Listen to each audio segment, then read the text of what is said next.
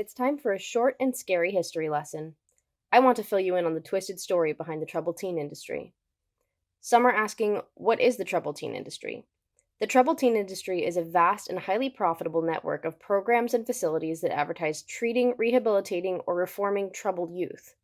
There are hundreds of these in the United States, ranging from wilderness programs, behavior modification programs, boot camps, therapeutic boarding schools, religious programs, rehabs, and more. They take kids with problems ranging from serious psychiatric disorders, drug abuse, trauma issues, to kids who have difficult family relationships or just aren't performing to their parents' preferences.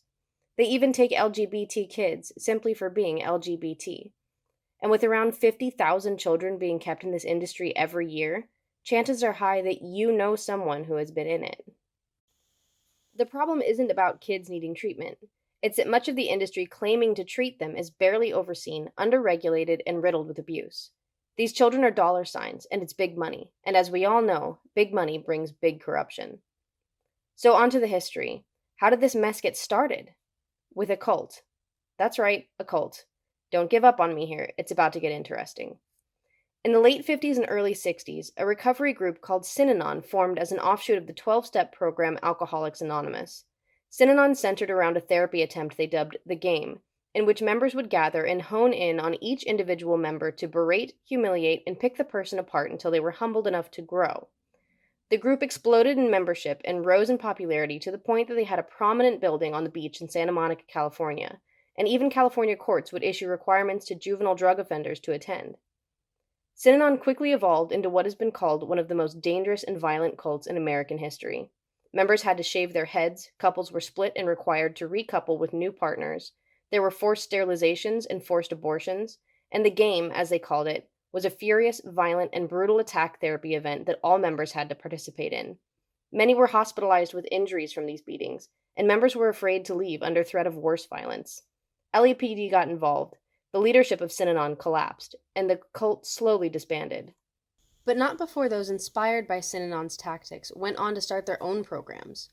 Art Barker started a program called The Seed in 1974. Soon to follow was Straight Inc. and Sea-Doo Schools.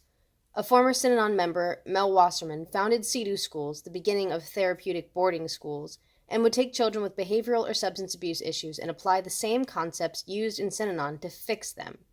Despite scrutiny and claims that the brainwashing methods used on individuals in these programs were a violation of their right to freedom, nothing was done to end the practice.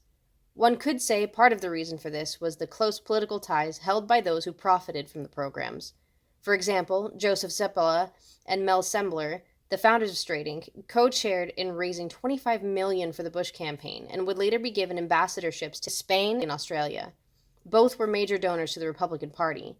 The connections continue, but that's a story for another time.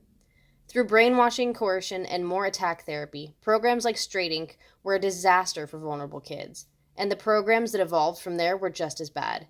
In some cases, much worse. Thus began a wave of what can be called the tough love approach to treating troubled kids. More and more facilities began to open their doors, advertising their ability to fix and reform wayward youth. As the war on drugs and paranoia about teen delinquency rose up during the Reagan administration, parents were gripped with fears about their, in many cases, normal teenagers. And there, conveniently, were now a myriad of troubled teen programs ready to relieve these parents of their worries and promising to put their kids on the right path. Even Nancy Reagan herself would sing the praises of programs like Straight Inc. and the need for tough love on delinquent kids. Straight Inc. would later be shut down for their unusual punishments and abuses, but the seed had been sown, and the troubled teen industry grew strong roots, with facilities and programs everywhere by the 1990s. It remains, somehow, a secret American staple. Programs have opened and closed all over. At times, there were facilities where kids were kept in dog kennels, severely beaten and subjected to an unending list of inhumane treatment, like being forced to eat their own vomit. As the worst programs were shut down, the ownership would often simply rebrand and open again in a new location. This still happens. Indeed, some of the same people who profited from this industry in the 1970s are still profiting from it today. While some reform has happened since the worst years, kids are still being abused in this industry every day. Programs have been known to use isolation to punish and break children. Restraint is misused and can cause severe injury or death. Kids are overmedicated or sedated for convenience, and because it's cheaper to hire underqualified and poorly trained staff, Physical abuse, sexual abuse, and neglect are far too common. At the core of it all are dangerous pseudotherapies with no scientific proof of long term effectiveness, which at best help a few, and at worst damage the mind of a child for life. And the kids, if they dare to speak out, are easily shut down. Because after all, who believes the troubled child over a professional adult? To those who research this industry, it becomes quickly clear that the abuse hasn't truly gotten better. Rather, the most successful and profitable facilities have gotten much better at hiding it.